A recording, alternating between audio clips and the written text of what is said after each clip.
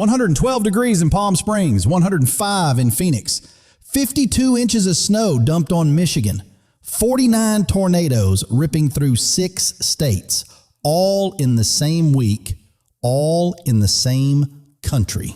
And here's the kicker. That's not even the part that has forecasters losing sleep right now. What's lined up and coming next is a whole different level of concern. Palm Springs hit 112 degrees Fahrenheit this week.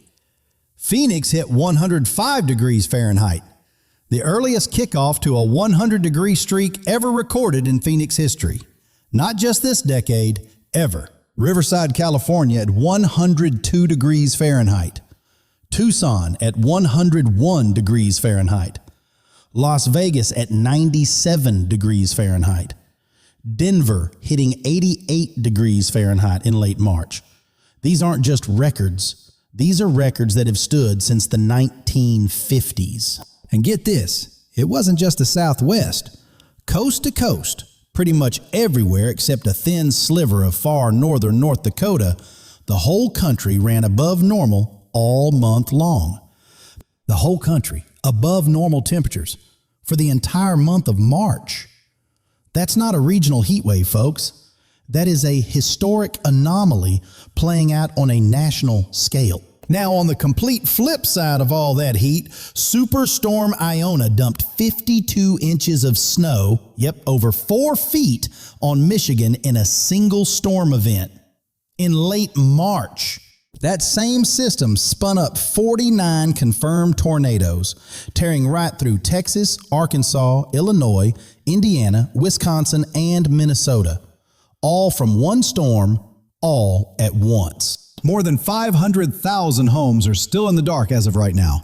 And to make things worse, all that snow is melting fast. The flooding it's triggering is still getting worse in low-lying areas today. So here's where things stand on the ground right now. Detroit sitting at 44 degrees Fahrenheit with slush still on the roads. Chicago, 52 degrees Fahrenheit. Minneapolis, 48 degrees Fahrenheit. Cleveland, 52 degrees Fahrenheit. Up in the Northeast, New York at 49 degrees Fahrenheit, Boston at 42 degrees Fahrenheit with a real shot at some light snow today. Buffalo at 38 degrees Fahrenheit, Burlington, Vermont at 34 degrees Fahrenheit, still feeling very much like winter up there. Down south, things are actually holding up pretty well, all things considered. Dallas at 84 degrees Fahrenheit, Houston 85 degrees Fahrenheit, Austin 89 degrees Fahrenheit, San Antonio, 91 degrees Fahrenheit. Atlanta at 72 degrees Fahrenheit. Orlando at 86 degrees Fahrenheit. Enjoy it while you've got it, y'all. Because here's the thing, and this is exactly where you want to sit up and really pay attention. The atmosphere is absolutely not done with us. Not even close. Here's what's different about this forecast compared to a typical update. Both the European model and the American GFS, the two most powerful forecasting tools on the planet, are in strong agreement. And what they're both showing isn't just one incoming storm. It's a full parade of major systems lined up one right behind the other and ready to roll across the country. Here's the simplest way to think about it. Picture the jet stream as the main highway that storms travel down. Right now, that highway cuts straight through southern Canada and takes a hard right turn directly into the eastern United States. Every single storm that rides that highway picks up bitterly cold air from Canada to the north and then slams right into the warm, humid air pouring up from the Gulf of Mexico. That head-on collision, Arctic cold from the north, heat and moisture surging up from the Gulf, is quite literally the recipe for the most dangerous weather setups in this part of the country. And what makes these storms particularly nasty this time of year is what forecasters call the double-edged sword effect. Heavy snow and ice to the north, tornadoes and damaging winds to the south. Same storm. Both sides of that sword are real threats. And the truly wild part is they can hit places that are only a couple hundred miles apart on the very same afternoon. So let's walk through the timeline together, because knowing exactly what's coming and when is honestly the most useful thing you can take away from this whole video. Circle Thursday, March 26th on your calendar right now. That's your first major date to watch this week. Temperatures are going to spike up into the mid to upper 70s across the Ohio Valley. All that warmth and moisture loading up ahead of the incoming cold front means the atmosphere over Illinois, Indiana, and Ohio on Thursday is going to be absolutely primed and loaded for severe storms. Thursday's impact zone runs from Missouri through central Illinois, Indiana, Ohio, into western Pennsylvania, and the mid-Atlantic. What to watch for? Damaging wind gusts that can snap trees and drop power lines, large hail, and yes, isolated tornadoes that absolutely cannot be ruled out. The most dangerous window is Thursday afternoon straight through Thursday night. Now, for folks up in the northern tier, the upper peninsula of Michigan, northern Wisconsin, northern Minnesota, same system, but a very different experience. Heavy snow, sleet, and freezing drizzle. Then moving into Friday the 27th, the whole thing slides south. The severe weather threat shifts down toward Tennessee, Virginia, and the Carolinas, still active through Friday night. And then Saturday and Sunday actually give us a genuine breather. The pattern locks cold in the east, warm in the west, which tends to quiet things down a good bit. Take a breath. But hear me out on this next part. Because right as that quiet weekend shows up, here's what both models are already clearly showing building in the background. And frankly, this is the part we're most concerned about.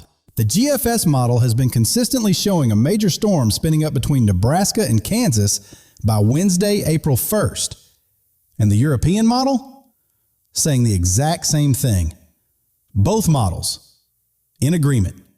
Days out. When both of these models agree like this at this kind of range, it's not a maybe. It's something forecasters take very seriously. And you should too. That April 1st system would be a textbook double-edged sword. Tornadoes possible across Texas and Oklahoma on the warm side. Heavy snow hammering the northern plains and Rockies on the cold side. Same storm, same day. That severe weather threat on April 1st covers Texas, Oklahoma, Kansas, Missouri, Arkansas, and Louisiana. The heart of Tornado Alley and Dixie Alley. Prime season, prime setup. And it keeps right on going. By Thursday, April 2nd, that threat pushes further south. Kentucky, Tennessee, and the Ohio Valley still very much in the picture. Then by April 4th and 5th, and this is the part that's got forecasters particularly on edge, another system fires up with a strengthening trough behind it, amplifying the whole setup. When warm, moist air pushes hard to the north at the same time a trough swings cold air in hard from the west, that combination is what's behind some of the most intense, long-track tornadoes on record. On top of all of that, the GFS is showing something that might genuinely surprise you. Boston and southern New England could see a sneaky late-season snow in early April. In April! And by April 7th, at the very edge of what the models can currently see, there are already signs of a third, possibly even a fourth major system trying to spin up. This pattern is not shutting off anytime soon. The official April severe weather outlook has already painted Chicago, Des Moines, Kansas City, and St. Louis in the red, the highest risk zone for repeated, frequent severe weather events all month long. So here's the honest bottom line before we get into the action steps. We are likely heading into the most active 2-week stretch of severe weather this country has seen in years. Plain and simple. All right, let's get into what you actually need to do about all this. No padding, no filler. Just the stuff that genuinely matters in plain language. If you're in the Thursday storm zone, Missouri, Illinois, Indiana, Ohio, Michigan, Pennsylvania, your prep window is today and tomorrow. Don't wait until Thursday. First thing on your list, put fresh batteries in your weather radio tonight. Not Wednesday night, tonight. And if you don't have one, a basic NOAA weather radio runs about $25, worth every penny. Here's why that matters more than usual with this particular storm. The nastiest part of Thursday's system is expected overnight, somewhere between 9 p.m. and 3 a.m. Friday morning, while most folks are sound asleep. Nighttime tornadoes are 2 to 3 times deadlier than daytime ones. Not because they're any stronger, because people don't see them coming. Phones on silent, kids are asleep. You need that backup. While you're at it, walk through your house right now and actually decide where your safe room is before you need it. Basement is always best. No basement? Interior bathroom or hallway. Lowest floor, no windows. Know the path to get there in the dark, moving fast, half asleep. Because that might be exactly the situation you're in at 2 a.m. Thursday night. Better to have thought it through now. On flooding, because every single one of these storm systems is going to bring heavy rain to large parts of the country. The rule is the same as it's always been. Turn around, don't drown. 6 inches of moving water, barely above your ankles, can knock a full-grown adult clean off their feet. 1 foot can sweep most cars right off the road.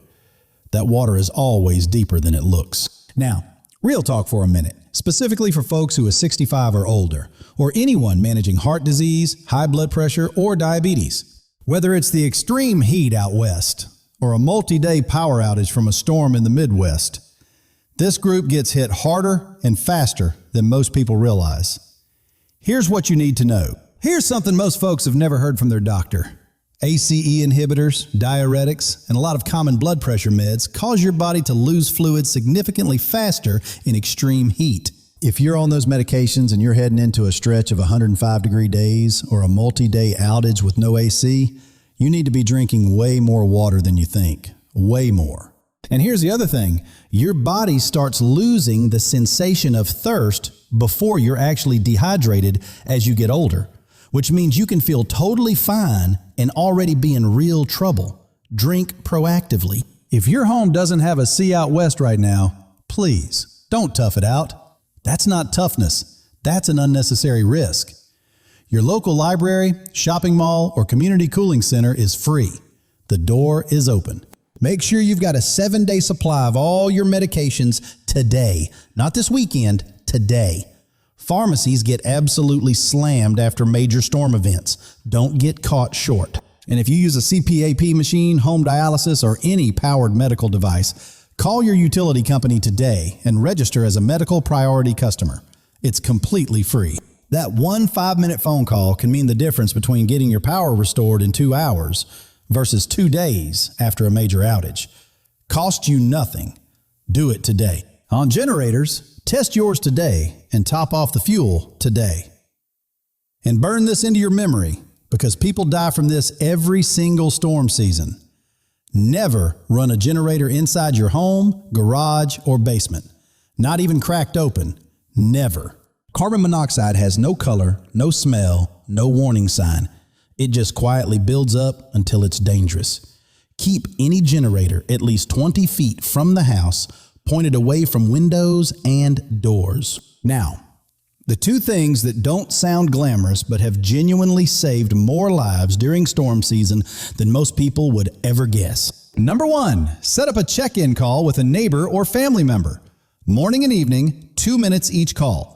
You'd be amazed what that simple habit catches before it becomes a crisis. Number 2, write your emergency contacts on actual paper and put that paper on your refrigerator where anyone can see it.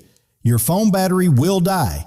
Your refrigerator list will not. Include family, a close neighbor, your doctor's number, and FEMA's disaster assistance line, 1-800-621-3362. Need to find a shelter or cooling center fast? Text SHELTER and your zip code to 43362. All right, here's your full week-by-week rundown. Write this down if it helps, because this is a lot of ground to cover, and you're going to want to keep it handy. Today through Wednesday, heat continues out west, cold and unsettled across the Great Lakes and Northeast. No major storm threats. Use every one of these days to get your house in order. Thursday, March 26th. First major system arrives. Missouri, Illinois, Indiana, Ohio, Pennsylvania in the primary zone.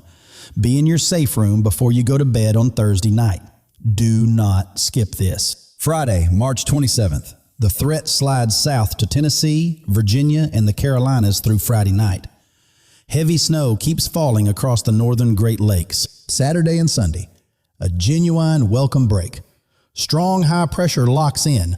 Clear skies for most of the country. Enjoy it, but keep that weather radio close. Tuesday, March 31st into Wednesday, April 1st. A major new system organizes between Nebraska and Kansas. Severe weather for the Central Plains. Heavy snow for the Northern Plains and Rockies. Thursday, April 2nd through Friday the 3rd. Severe threat continues across the Deep South. Ohio Valley and Great Lakes picking up more snow and ice. April 4th through 5th. Another major system fires up. This one's the one that really has forecasters on edge because of the amplifying setup behind it. Keep a close eye on it. April 7th and beyond, signs of a third, possibly even a fourth major system already trying to take shape at the edge of what the models can see. The official April severe weather forecast puts Chicago, Des Moines, Kansas City, and St. Louis in the red zone, highest risk for repeated severe weather all month. If you live anywhere between the Rockies and the Appalachians, or anywhere from the Canadian border down to the Gulf Coast, the next 2 weeks are genuinely not the time to be caught off guard. Do yourself a solid and pass this along today. Tag your daughter in Ohio, call your buddy in Texas, text your neighbor in Indiana, while there's still time to actually prepare. Because here's the real honest truth about what gets people through a stretch of back-to-back storm systems like what's bearing down on us. It's not an app. It's not a government program. It's neighbors who looked out for each other. That's always been the thing. Check on the folks around you, before the storm, during it, and after. A 2-minute phone call to your neighbor might mean more than you'll ever know. For real-time warnings for your exact location, go straight to weather.gov and put in your zip code. Updated continuously, around the clock, completely free. That's your single best resource. And make sure wireless emergency alerts are turned on in your phone settings. Go to Settings, then Notifications, then Emergency Alerts. Make sure it's on. That setting wakes your phone up even when it's fully silenced. That matters at 2 a.m. March 2026 just smashed temperature records that had stood since the 1950s, buried Michigan under 4 feet of snow, and sent 49 tornadoes tearing across the Midwest. And we've still got 3 more major storm systems queued up before April is even a week old. If you've never owned a weather radio, this is your sign. Go get one. Now, one thing that doesn't get talked about enough when you're dealing with a run of severe weather events like this is what happens after the storm. And this matters just as much. After any major flooding, don't drink tap water until local officials have officially cleared it. Floodwater contaminates wells and water systems faster than most folks realize. After tornado or wind damage, do not go back into a damaged building until someone has checked it for structural safety. A damaged foundation or compromised roof can come down hours later with no warning. And skip the candles during a power outage if you can help it. Battery-powered lanterns are a whole lot safer. Candles cause more house fires during outages than just about anything else. If you smell gas after a storm hits, don't flip any light switches. Don't use your phone inside the house. Get everyone out, leave the door open, and call your gas company from outside immediately. And if you've got storm damage of any kind, take photos and video of everything before you touch a single thing. Your insurance company is going to need that documentation. If you need disaster assistance, financial help, temporary housing, or just don't know where to start after a major storm, call FEMA at 1-800-621-3362. They're open 7 days a week. And don't underestimate the mental side of all this either. When you've been through power outages, storm damage, or days of 108-degree heat, that stress adds up. It's real, and it's okay to say so. If you or someone you know is struggling, 988 is the Suicide and Crisis Lifeline. Call or text 988, available 24 hours a day, 7 days a week. No charge, no judgment. All right, let's bring it all home. The big picture here is something that's worth saying out loud, because it's easy to lose sight of when you're just watching the day-to-day. What we are watching unfold across this country right now is not a normal late March weather pattern. Records that survive for 70-plus years are being broken back to back to back. 112 degrees Fahrenheit in Palm Springs in March. 4 feet of snow in Michigan in the same week as 49 tornadoes. These things aren't supposed to happen in the same news cycle, but here we are. Being prepared for severe weather used to be something you thought about once a year heading into hurricane season. That's changed. This pattern tells us loud and clear it's a year-round mindset now. The good news and there genuinely is good news here, is that most of what keeps people safe during events like this costs nothing and takes maybe an afternoon to put together. A weather radio, a piece of paper on the fridge, a plan for the safe room, a check-in call to your neighbor. That's really it. Those 4 things cover most of the bases. The communities that come through back-to-back storm seasons like this one aren't necessarily the ones with the best apps or the most supplies. They're the ones where people actually know each other and look out for one another. So if you take one thing out of all of this today, reach out to the people around you. Check on your neighbors. Call your family. Make sure everyone knows the plan. Share this video while you've still got a few days before Thursday. Tag someone in Ohio. Text someone in Texas. That 5 seconds of sharing might be the heads up that actually makes a difference for them. March 2026 just smashed temperature records that stood since the 1950s. Buried Michigan under 4 feet of snow, sent 49 tornadoes across the Midwest, and we've still got 3 more major systems queued up before April is even a week old. If you've never owned a weather radio before, this is your sign.